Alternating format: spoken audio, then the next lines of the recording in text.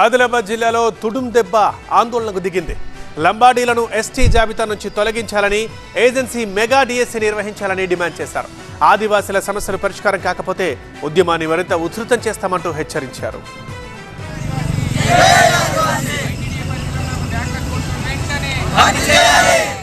ఆదిలాబాద్ జిల్లా ఉట్నూరు మండల కేంద్రంలో గిరిజన హక్కుల సంఘం తుడుం దెబ్బ ఆందోళనకు దిగింది.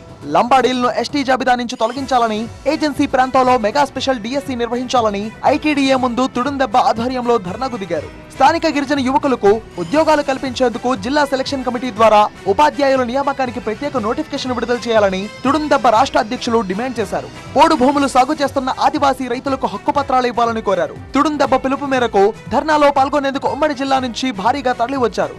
జీవో నెంబర్ 3ని యథావిధిగా కొనసాగించాలని డిమాండ్ చేశారు.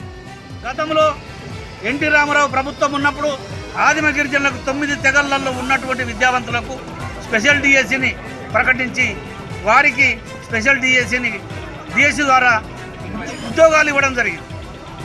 అప్పటి నుండి ఇప్పటి వరకు ఏ ఒక్క స్పెషల్ డిఎస్సీని నియమించకుండా ప్రస్తుత పాలకులు, మరి గతంలో పాలించినటువంటి పాలకులు, ఇప్పుడు ఉన్నటువంటి పాలకులు కూడా ఏమాత్రం ఆలోచించకుండా ఆదివాసీ ఉద్యోగస్తులకు మరి విద్యావంతులకు కూడా అన్యాయం చేస్తూ జీవో 317ను రద్దు చేయాలని కోరారు.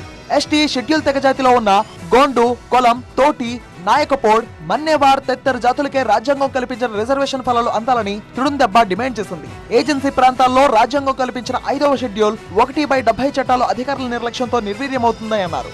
కొన్నాళ్లుగా పోడు వ్యవసాయం చేస్తున్న ఆదివాసీ రైతులకు పోడు పట్టాలు రాలేదని ఆవేదన వ్యక్తం చేశారు. తమ డిమాండ్లపై ప్రభుత్వం స్పందించకుంటే తమ ఉద్యమాన్ని మరింత ఉధృతం చేస్తామన్నారు. తుడుం దెబ్బ రాష్ట్ర గౌరవాధ్యక్షులు పోచయ్య ఆధ్వర్యంలో పలు డిమాండ్లతో కూడిన వినతి పత్రాన్ని ఉట్నూరు ఐటీడీఏ ప్రాజెక్ట్ అధికారికి ఇచ్చారు.